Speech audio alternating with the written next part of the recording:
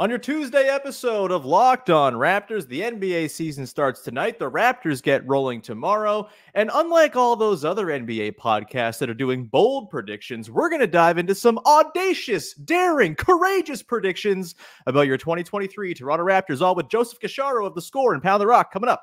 Thanks for hanging. You are Locked On Raptors, your daily Toronto Raptors podcast, part of the Locked On Podcast Network. Your team every day. Hey, what's going on? And welcome to another episode of Locked On Raptors, part of the Locked On Podcast Network. Your team every day. It is Tuesday, October the 24th. Happy beginning of the NBA season, everybody. And I'm your host, Sean Woodley. I've been covering the Toronto Raptors now for 10 seasons on various platforms. You can find all my work over on the website that I don't know what we're calling it anymore, but it's at Woodley Sean. You know the website. It's the bad one where nothing works. You can also find the show on Instagram at Locked On Raptors. And above all, join us in the Locked On Raptors Discord server. The link is in the description. Come hang out.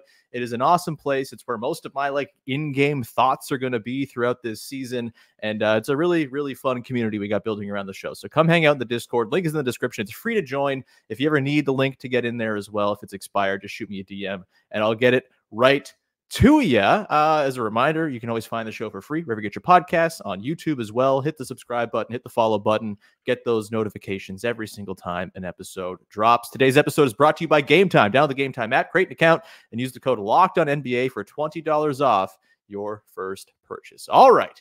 Let's get to it. On today's show, we're going to dig into some bold predictions for the 2023-24 Toronto Raptors, although I'm going to do my best to use the thesaurus and come up with some different words for bold. But of course, we could not do this exercise without the wonderful Joseph Casciaro of The Score, who I believe today will be dropping his own bold predictions episode on the league at large. It is one of my favorite episodes of one of my favorite podcasts that drops every year, Pound the Rock, of course, hosted by Joey Cash and our buddy Joe Wolfond. Joey Cash, how the hell are you, buddy?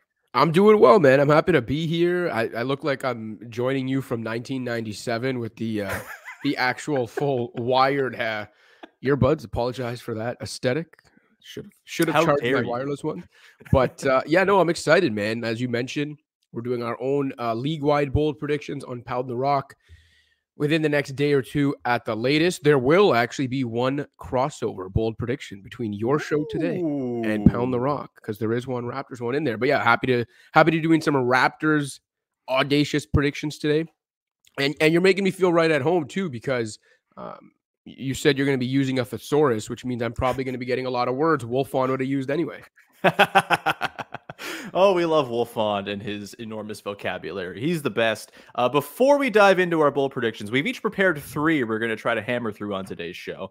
Before that, we should touch on, I guess, a bit of news or non-news from yesterday. Precious Achiuwa not extended. No members of the Toronto Raptors extended yesterday, but Precious was the one as one of those 2020 draft guys. You know, we saw Jaden McDaniels get extended. We saw Cole Anthony get extended, Josh Green, all sorts of dudes.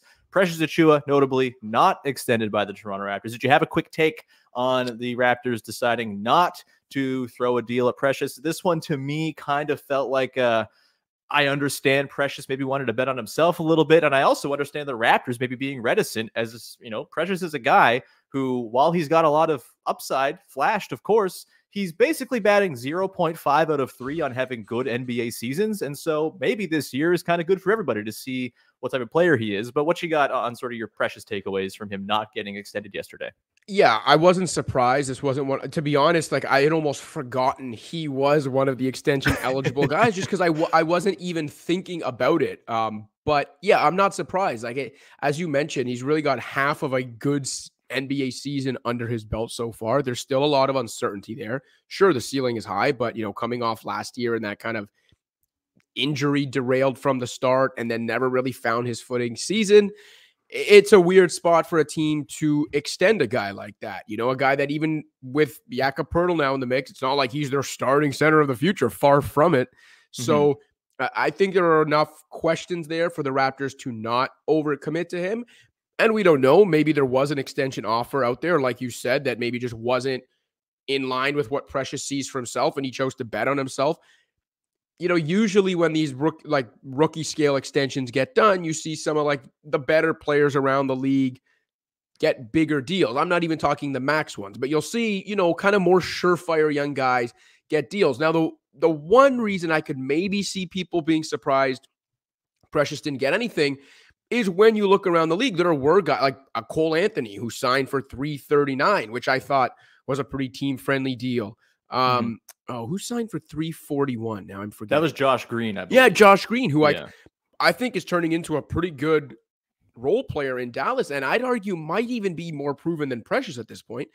He ended up getting $341, which I think in the new NBA and with the cap is actually a very team-friendly deal. So I guess I could see some of the surprise with the Precious angle in that there were other, not exactly home run type young players that did actually come to terms on team-friendly to cheapish extensions. And from that vantage point, I guess maybe you can say, yeah, it's too bad they couldn't do something like that with Precious, but he probably wouldn't have settled for it.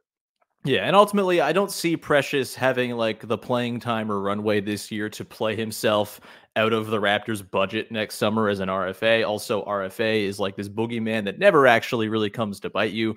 And so, is he going to end up earning like, I think like the ceiling that he might earn next summer is like Onyeka Okongwu money of 4 years, 16 million bucks a year. If he plays himself into that, that's one of them good problems. That's great. Like great for Precious, great for the team.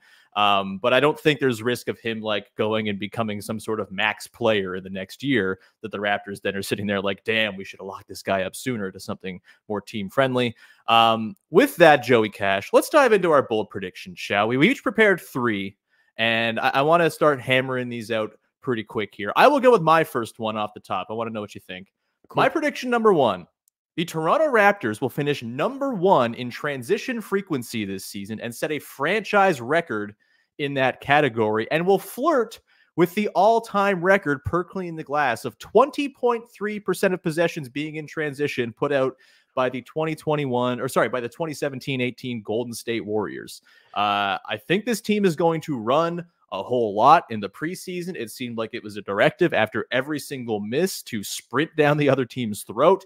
And if Darko Rajakovic is as sort of smart as it seems when it comes to amplifying the strengths of his players, this seems like a thing that's going to be a directive all season long. Scottie Barnes' conditioning looks like he's up to the task early on as well.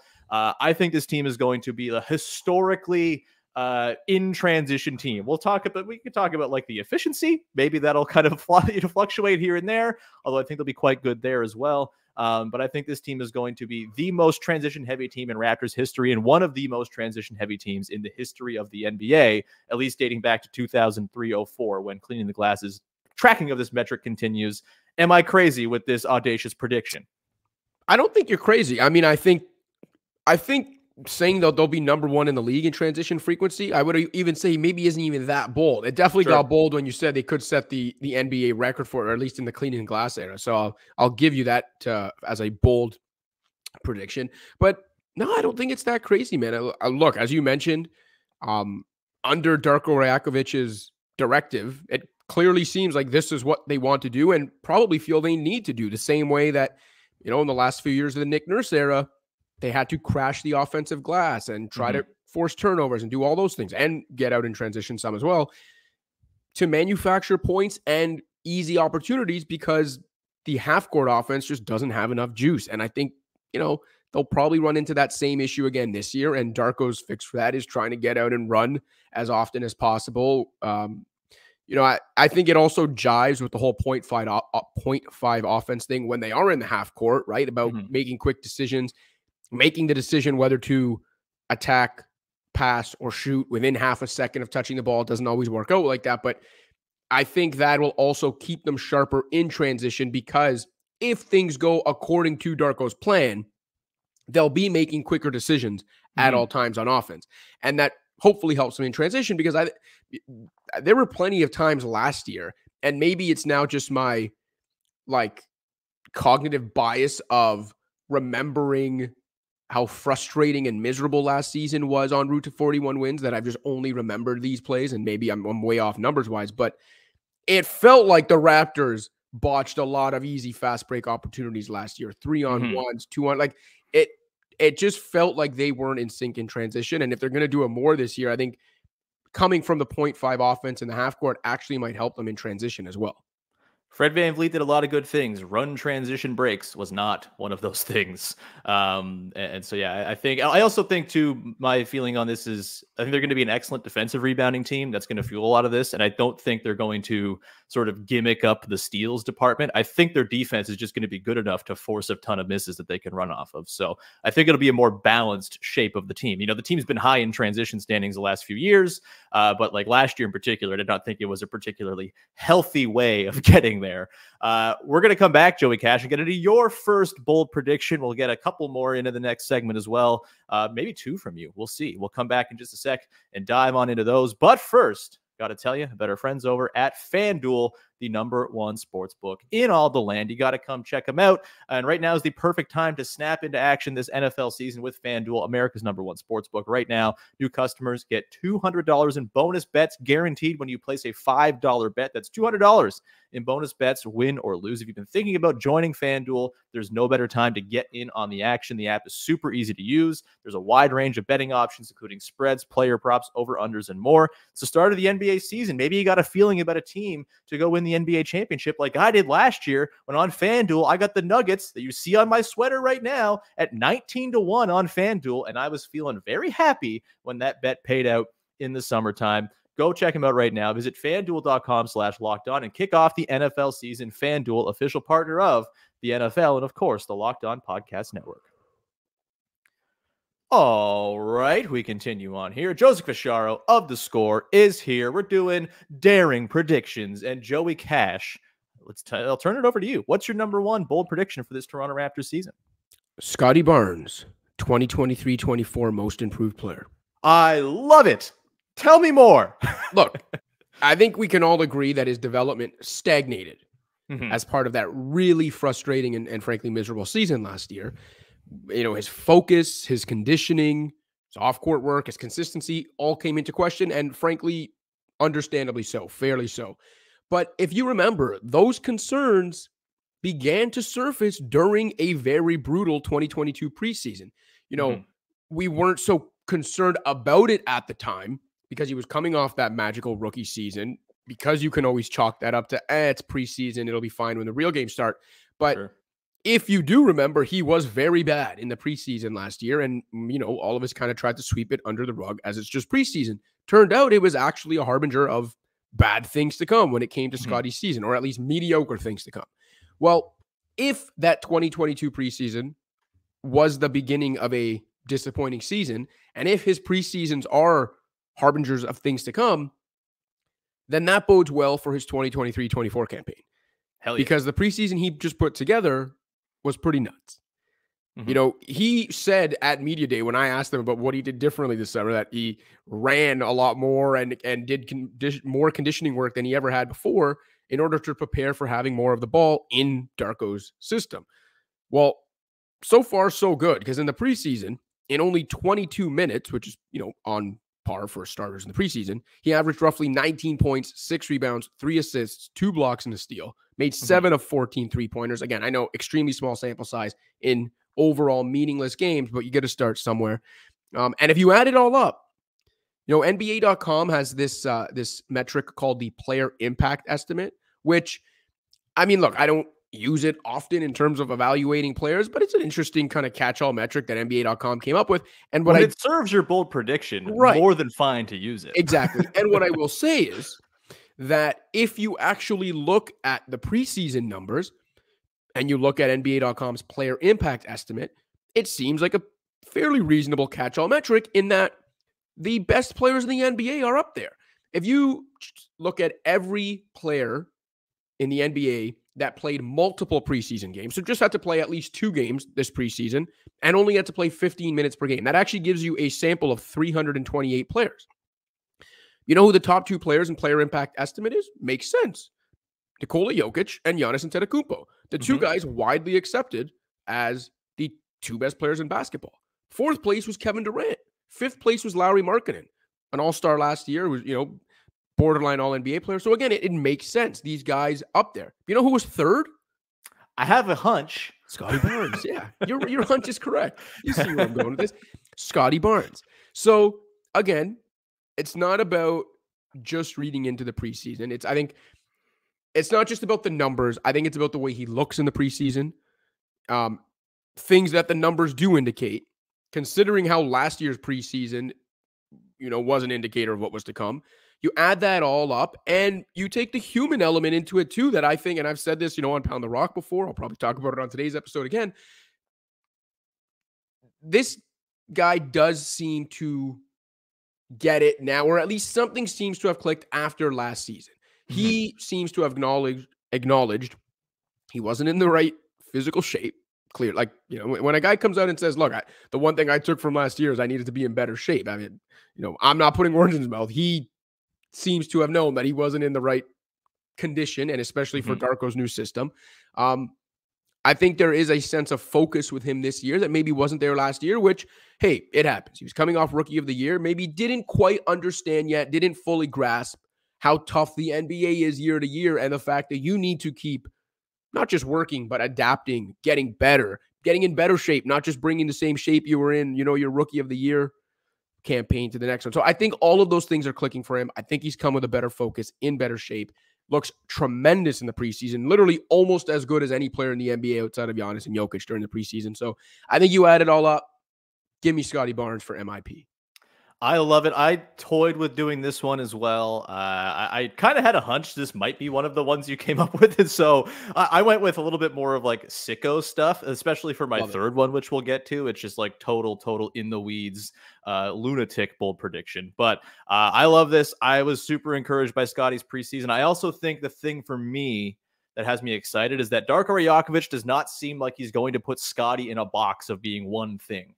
Right? Like, I think there was this sort of notion over the summer, oh, Fred's gone. He's the point guard now. He's Magic Johnson, right? And I don't think that was going to be the most conducive way to set him up for success. But if he's working as like a screener and roller and someone who can, on occasion knock down the odd catch and shoot three in space and be like a wing creator while also kind of running bench units as more of a nominal point guard, I think that allows him to tap into a lot of different things he does better. And I also think I'm really encouraged by a couple of guys who I'm going to talk about in my final bold prediction later on. I'm encouraged by just like the shape of the team around him in a way I wasn't last year. I think there's maybe more shooting than we're giving this roster credit for, and that's going to help Scottie Barnes more than anybody else on this entire team. So I'm with you. I think that's a great one. Not to be a bummer, but I'm going to go like full opposite end of the spectrum. If things go poorly, Joey Cash, my third courageous prediction is that eventually they'll have to look around and say, maybe this isn't working out and you got to go trade Pascal Siakam. I don't think Pascal Siakam's getting traded this year. I agree with Eric Kareen's prediction yesterday in The Athletic that he'll eventually re-sign with the Raptors. I think the Scottie Pascal thing is going to work. This is the NBA though, and things go against the best laid plans all the time. And so my extremely specific prediction is that if things go awry, Pascal Siakam will be traded. And if he is traded, he will be traded to the Golden State Warriors for Chris Paul, Jonathan Kuminga, and Trace Jackson Davis, plus whatever pick capital you want. That exact trade.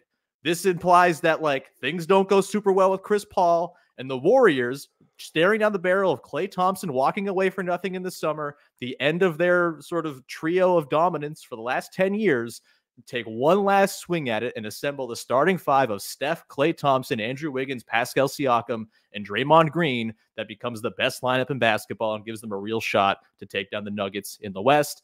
That is my extremely bold, very specific Pascal Siakam prediction for a thing I don't even think is going to happen. What say you to that, Joey Cash? I feel like this is on like the Joe Cash level of heat. Yeah, no, I was going to say, you had my curiosity. Now you have my attention. As Leonardo DiCaprio said in Django. I mean, I don't know. Maybe we shouldn't be quoting that character. I guess he's raging racist, but people get it for the purpose of this show. People seen the movie, yeah. Yes. I love it. I don't think it's going to happen, but listen, you told me to come here with some bold predictions, and goddamn, that was bold. I very much appreciate it. And yes, as anyone who listens to Pound the Rock, as I know you do, Sean, knows, I can definitely appreciate someone coming with the heat like that and a hot take like that. So let's go. Where I'll disagree is that I don't know if I'd say I'm in the minority, but I probably am in the minority of people that really thinks this Chris Paul thing is going to work in Golden State. And I understand the reasons why it might not, and I fully understand them. But I just think his ability to kind of give that offense a curveball in a way and give them another way to attack, and one they haven't had before. Like, everyone always talks about how Steve Kerr never goes to like a structured pick and roll format at any point of the game. Well, it's like, well, now you have Chris friggin' Paul. I bet you he will, and he's going to unlock a lot for a good young rim runner like Jonathan Kuminga. I think Paul's going to prop up Curryless lineups. There's a bunch of reasons I think it could and will work. And so if things go the way I see them going in the Bay, they'll actually be keeping Chris Paul for the year rather than trading him for the summer. But again, I got to respect the Heat, the boldness of that take, because it's caliente. As just having a take that's appreciated by the lead meteorologist at the fraud watch and like the heat index, it makes me just so proud. I feel like I've done a good today.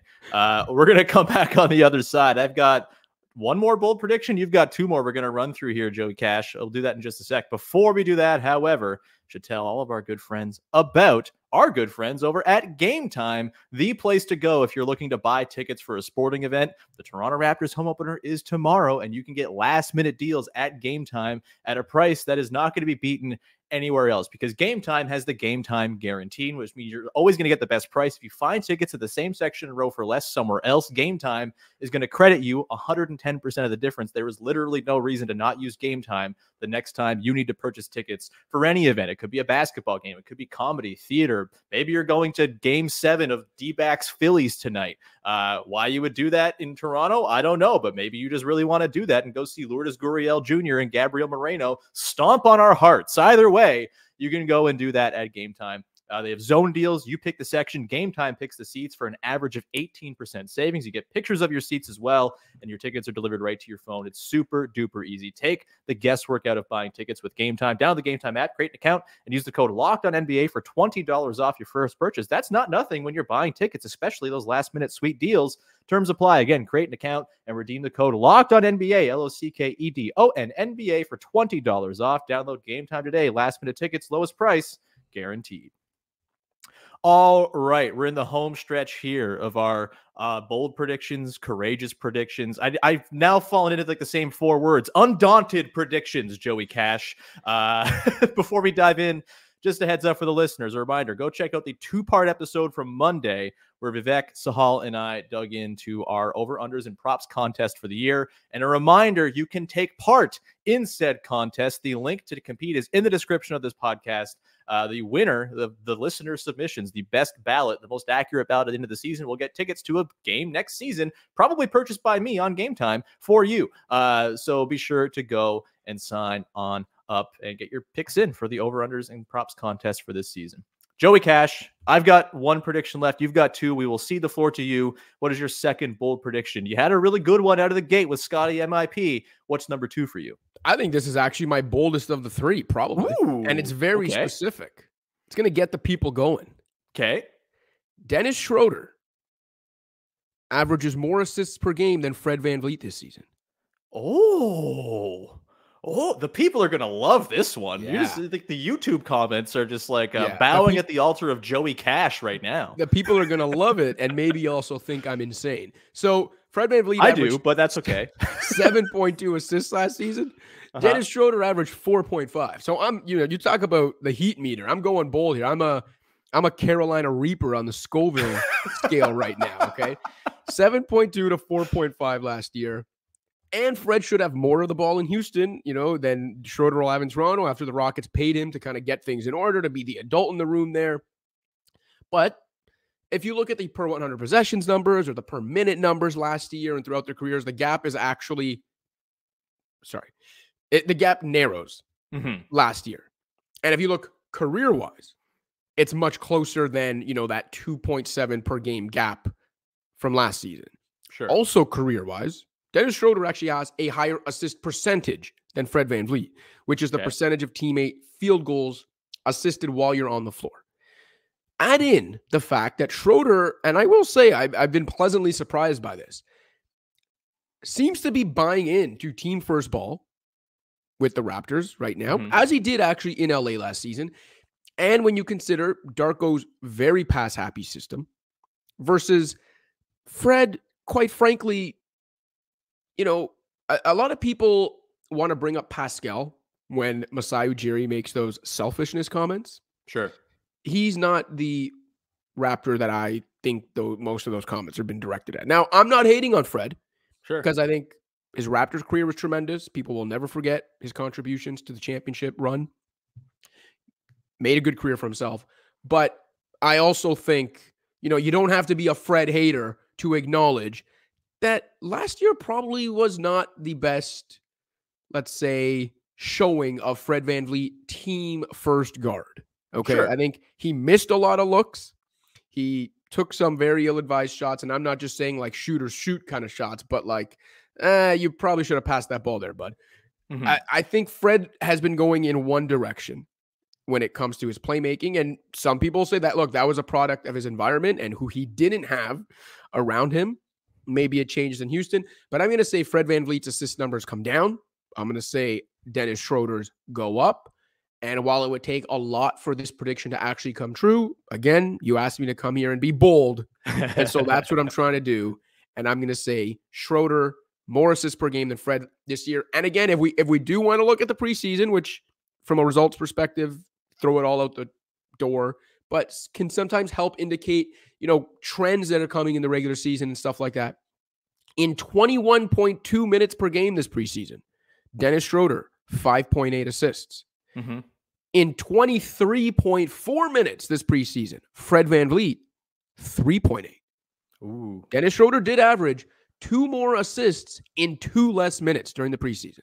Again, maybe you take nothing from that. But I do think when you take that into account, take the career stuff into account, take the way each player's style is actually trending as they age, and the team environments, this might not be as crazy as people think it was when I first said it. I don't hate it. You convinced me a little bit. I still think Fred is just going to kind of be such a table setter for that team that eventually he's just going to accrue a bunch of assists down in Houston. I also think Schroder, I'm worried about his fit with the starters just offensively and like how he fits in as a playmaker. And I think, maybe there's a move at some point where he comes off the bench. Maybe that actually helps his playmaking because he's just kind of passing it out and spraying it to shooters. There's a pathway here. I don't hate it. Also, if this is indirectly a vote of confidence in offensive hub Alperen Şengün, I'm fully on board because I'm so in the tank for that dude. It's unbelievable. Love it. I promised I had a really sicko, like really nitty gritty, nasty take for all the little piggies out there. This is my bold prediction number 3, and nobody is going to have this bold prediction anywhere. I promise you that. I think the combination of Grady Dick and Jalen McDaniels will be the single best on-off differential 2-man lineup for the Toronto Raptors this season. Those 2 guys are going to be inserted into all sorts of lineups, and it's going to make all those lineups make so much sense. I think the starters with Dennis Schroder, or if they switch it and have Gary Trent Jr. in there, are going to struggle offensively. I think the defense will be great, but I think they'll struggle offensively. But I think if you sprinkle in Grady Dick and Jalen McDaniels with any combination of Raptors starters, Jakob Poeltl and Dennis Schroder, OG Anunoby and Scottie Barnes, Pascal Siakam and Gary Trent Jr., those guys will balance each other quite nicely. You have the beautiful free flowing shooting of Grady Dick, the defense of Jalen McDaniels, and the catch and shoot stuff he has dabbled in his career. I think those 2 guys are going to be the key cogs in the resurgence of the Toronto Raptors bench and will have the single biggest impact when they step on the floor in terms of raising the overall net rating of the lineups they're in. I don't necessarily think any of the lineups they're in will like lead the team in minutes played, but I think it'll be sort of like a Christian Coloco level thing where their impact together as a tandem is just so amplifying of everybody else, and it's going to make those lineups really, really sing. I told you it was for sickos, Joey Cash. Am I insane with this one? No, I like it, and I am one of those sickos who I really appreciated all the takes today, Sean. Very pleased with your takes today, both in terms of their specificity and in their heat. I guess my one qualm would be that I'm just not sure Grady gets enough minutes. Sure. Like, I'm a big fan of Grady Dick, and I think he's going to have a bright future in Toronto. And I actually really liked the McDaniels pickup at the time. Like, I thought that was one of the more under the radar, solid pickups for the team. Around the league this offseason. And I know, like, the initial reaction was, oh, great, another, kind of versatile guy, defense first player who can't shoot. But in rolling their eyes, I think people kind of missed the things that Jalen McDaniels does well that could help this team, including on the offensive end. Like, I think he's a smart player, gets into the right spots, good cutter, kind of knows what the ball handler and the other players on the court need him to do, even if it's literally just moving to a certain space, knowing he'll never get the ball. He passes the knows where to stand test with exactly. flying colors. And you'd be surprised how important that test is, like in a functional NBA offense. So, like I see what you're saying, and I understand how those two guys combined really do balance out lineups and help in a lot of ways.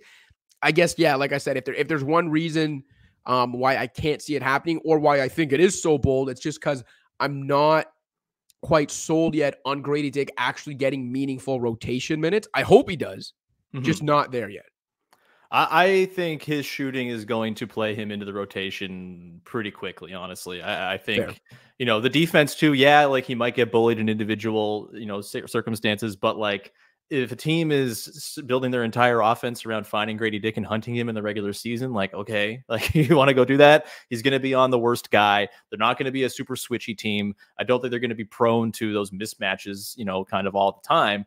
And I think he's such a good positional defender and just kind of knows where to be, again, knows where to stand. And he's just like a smart head on his shoulders type of player. I think he's going to ingratiate himself pretty quickly into the rotation. And I honestly, another bold prediction I had was like, he's going to finish top 8 in minutes played for the Raptors this year. Wow. I think the shooting is just so needed on this team and so undeniable. And all the stuff he does outside of the shooting is useful. Yes, the handle is wonky. Yes, he's a little beanpole man. But I think he's got a lot of juice to offer the Raptors this season. And I actually think like an all rookie team is not crazy for him either if all things break right. Good rebounder too for like very good. Yeah, good rebounder. Yeah. All right, Cash, we're on to your final bold prediction. I will cede the floor to you once again. What you got for me? All right. I said Schroder getting more assists than Fred, or averaging more assists than Fred this season was my boldest prediction. But now that I think about it, this might actually be bolder. Okay. So I've done a couple play-related ones. Here's the team-related one. Okay. The Toronto Raptors finished 3rd in the Atlantic Division, meaning they would have to finish ahead of one of the 76ers or Knicks. I like it. Now, I like it a lot. I guess whether you think this is bold or not, or very bold or not, depends on how high you are on the Knicks. Because look, I will. First of all, Boston should run away with this division, given all the drama in Philly. I hate how good they are, man. It drives me they're ridiculous. Them in Milwaukee, but Philly, obviously has their issues with the Harden drama hanging over their heads, and even whatever they turn Harden into, it's going to be pennies on the dollar for a player of his value. Like, it's not going to boost their title odds by that much, that trade. And so I know why people are down on Philly, but at the end of the day, they do have the reigning MVP, a budding star in Tyrese Maxey that fits that MVP perfectly. I think there are some like good depth pieces there that don't get enough credit, whether it's Tobias Harris consistency or, even Melton as like a two-way guy in the starting lineup. So Philly should still be good enough that I think it would take a crazy amount of things breaking right for the Raptors and a few things breaking wrong for Philly for the Raptors to catch them. I don't think the Raptors finishing ahead of the Knicks is that outrageous. Again, it's still bold though, because it is. The Knicks won good last year. Yeah, the Knicks won 47 games last year. Eliminated Cleveland, a very good Cleveland squad in the first round, quite handily, I'll add. And they return the top 8 guys from their playoff rotation, plus Dante DiVincenzo, who's a really good NBA rotation player. So, you look at it, even if you kind of thought some of that 47-win season and run to the second round was a bit of smoke and mirrors, they're bringing basically the same team back and got a little better, quickly with a little bit more responsibility from the beginning of the season. Grimes building off what he did last year. I think most people would assume the Knicks should be right around where they were last year, if not perhaps even a little better. And the Raptors won 41 games last year, and it felt miserable, and they replaced Fred VanVleet with Dennis Schroder. So, you know what? I'm going to give it to myself. This is actually pretty bold. I'm not even sure if I'm glad you came around on it, buddy. I thought it was bold from the jump. I'm not even sure if I believe it. But you know what? I think that I feel like when you do bold predictions, like when it's not just a standard predictions show, if you actually come in saying, look, I'm going to make bold predictions, I feel like part of that is you are putting things out there into the universe that even you yourself are not actually 100% confident in. I think that's part of the boldness. Would I put money on the Raptors finishing third in the Atlantic? No. But would I bring it as a prediction to the Locked On Raptors podcast's bold predictions episode? You're goddamn right I will. Hell yeah. And hey, man, we're going into the Saurus. Fearless, enterprising, gallant. These are all the types of words associated with a prediction like this. Yeah, sometimes you're going to be a little wrong when you're being heroic, but sometimes you just got to do it and hope that it all pays off. This was great. I could do this all day, man. Just swapping heat. It's the best. Joey Cash, it's been far too long since we had you on the show. It will not be that long until you're on again, I am sure. We're going to leave it there, though. Do you have anything you want to promote for the good people out there? Just the usual stuff. Hit up the Score app. I do have a short, 5-minute read reaction feature to Giannis Antetokounmpo extending with Milwaukee, a little something there on how he's rewarded their willingness to just kind of throw caution to the wind and go all in over the last few years. So I got that feature up on the Score app. You can find it in the NBA news section and the top news section of the app. As usual, as you so graciously promoted, we've got Pound the Rock, our podcast with Joe Wolfon. And also I encourage all your listeners who are clearly basketball fans to check out the Score's YouTube page, where myself and Jonah Birnbaum and other people make some great videos with a good editing team and just a good team of creative people that try to put together some 5 to 10 minute videos, kind of a lighthearted take on, I'd say informative but lighthearted takes on what's going on in the basketball and sports world. So I knew that tagline from the interstitial ads in Pound the Rock. There you go. People know, they know. Cash, this was awesome. Thank you so much, man. We'll see you soon. Everyone, please support the podcast by subscribing, following, rating, reviewing, all that good stuff. You can find me at Woodley Sean, find the show at Locked On Raptors on Instagram, and of course the Discord. Come hang out in the Discord, where you will find the link to go and partake in this year's over-unders competition. Please do that. We want to see lots of people in there. The more people I have to grade at the end of the season, the better for me. It makes me feel happy when I have endless papers to grade and determine who wins the contest, because I haven't figured out how to run a Google Sheet properly. Either way, really appreciate you tuning in. We'll be back again tomorrow with Katie Heindel for, guess what? Episode 1500 of Locked On Raptors on the day the season begins. It's very exciting. We're going to do something pretty stupid as well, which I'm very excited for, related to the Halloween costumes of the Toronto Raptors, because we previewed all of the serious angles of this team enough, okay? We'll see you then. Thank you so much for tuning in. Let us know in the comments if you have your own bold predictions you want to share. Enjoy opening night. Bow at the altar of Nikola Jokic, and we'll talk to you on Wednesday for another episode of Locked On Raptors. Thanks for hanging. Bye-bye.